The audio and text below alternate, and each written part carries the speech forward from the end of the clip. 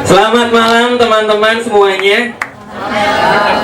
Nama saya Raditya Dika dan saya hari ini akan mencoba untuk berbicara depan teman-teman kalian semua. Tadi Panji sempat cerita soal band-band. Kalau gue paling gak ngerti sama Smash, terus terang. Pertama kali gue ngelihat Smash, ada 7 orang laki-laki. Ya semi laki-laki ya, semi laki-laki. Dia nyanyi-nyanyi, kenapa hatiku cenat-cenut tiap ada kamu. Lo jangan-jangan hepatitis gitu gue pikirnya. Kenapa ginjalku berdarah, kenapa paru-paruku basah. Gue nggak tahu kenapa. Dan yang paling gue sebelinnya, baju mereka tuh ada yang belahan dadanya sampai sini. Ada yang lihat video klipnya nggak? Kenapa hatiku cenat-cenut belahan dadanya sampai sini. Lo mau nyanyi apa menyusui, sebenarnya gue nggak tahu.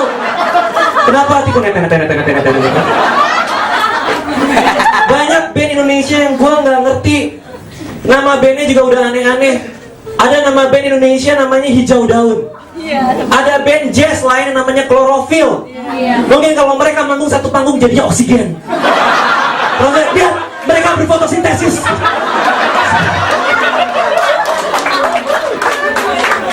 Di antara band-band Indonesia, gue bersyukur Andika ditangkap. Gue bersyukur banget. Kenapa? Karena pas gue liat sidangnya, dia akhirnya potong rambut.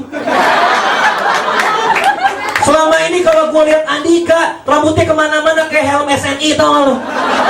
Kalau orang mau ngajak ngobrol, ngetok dulu, assalamualaikum, kenapa? Andika ada, Andika! Sebentar ya. Andika di sini. Mau ngomong apa sama Andika? Bentar ya. Mau minta sumbangan Andika?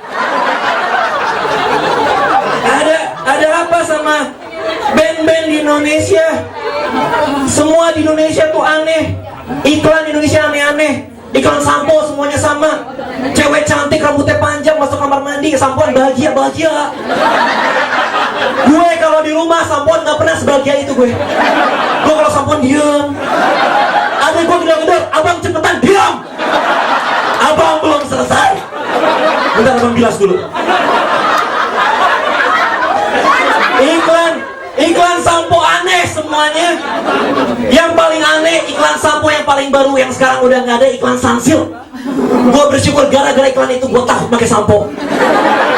Iklannya kayak gimana? Iklannya kayak gini. Cewek cantik masuk kamar mandi, taruh sampo di kepala, bahagia. Tiba-tiba dia ngetok pintu kamar mandi, tok, dia diam. Dia keluar kamar, dia buka pintu, gue yakin lo tau iklannya. Dia buka pintu, ada siapa di depannya? Ada Ariel Peter Pan. Tau gak gimana? Dia bilang ini, buka pintumu buat aku ya kan? Terus dikasih kalung.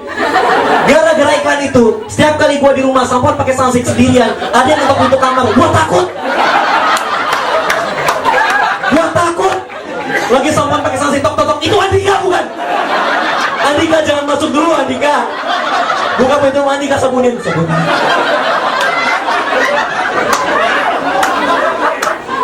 Iklan Indonesia nggak ada yang benar. Tau gak yang paling aneh apa? Iklan yang paling aneh sejagat yang ada hanya di Indonesia, nggak ada di negara lain, cuma satu. Tori cheese cracker. Ini iklan apa? Apa hubungannya biskuit sama 3 orang pegulat dan 1 wanita yang berjalan dari belakang ke depan mengepakkan selangkangan? Tori ngepek. Pertama kali gue nonton, ini iklan obat polio. Gini Tori itu. Apa hubungannya biskuit sama selangkangan? Kecuali kalau tagline-nya selangkangan ada lapar, makan Tori. Cocok.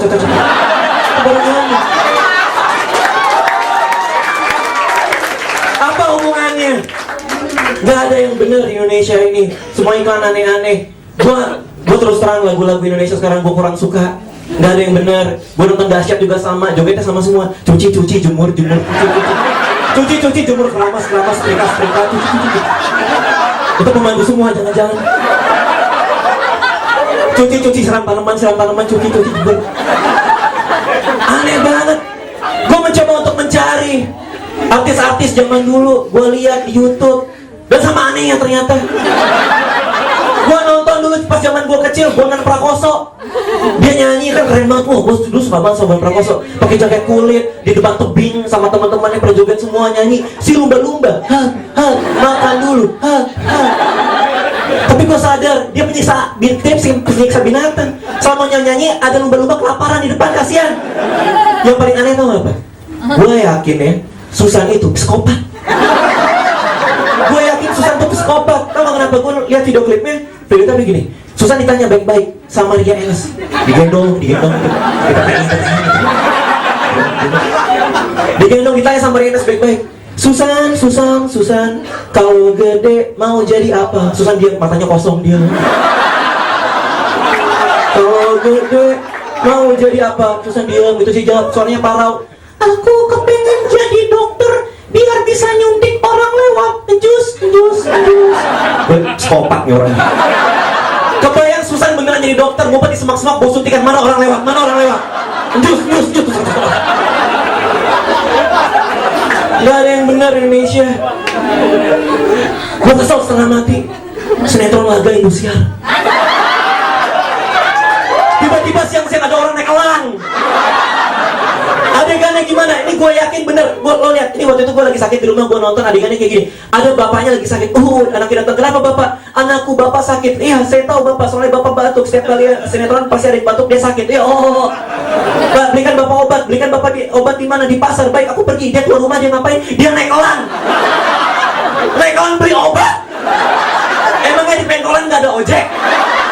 Emangnya di pasar ada parkiran elang? Kagak ada. Ngapain? Banyak hal yang gue sebelin.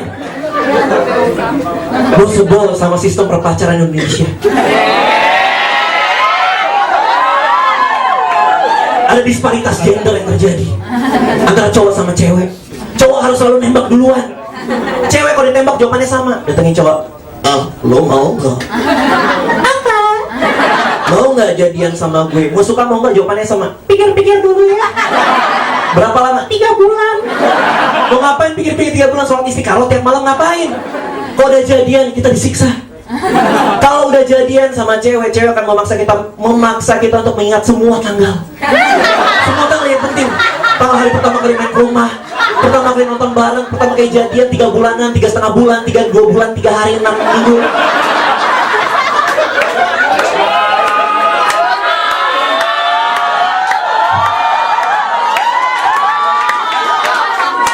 Dia malam minggu lo datang ke PIM, lo lihat kalau orang pacaran itu cowok udah kayak diperbudak.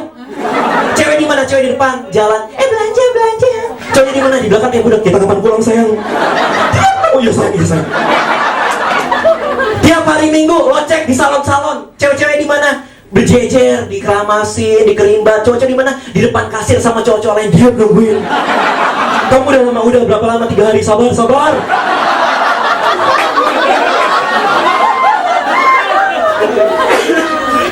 Kita diperbudak sama cewek-cewek, tapi kita nggak pernah bisa ngalah sama cewek. Tahu nggak kenapa? Karena cewek kalau sudah terdesak, mereka punya senjata yang mereka keluarkan. Senjata cuma satu. Iya betul, menangis. Bukan semuanya sekarang di sini cowok nggak pernah ada yang tahan ngeliat cewek nangis. Bukan karena kita so gentleman, bukan karena kita baik hati, tapi cowok nggak ada yang tahan ngeliat cewek nangis. Karena cewek kalau nangis itu jelek, nggak tahan. Lo lihat perubahan muka dasar dari cewek biasa aja diam gitu, dan menangis. Kalau cewek nangis, matanya jadi gede, hidungnya bongkak, lalu lihat cairan dari hidungnya, dan mereka mencoba untuk berbicara.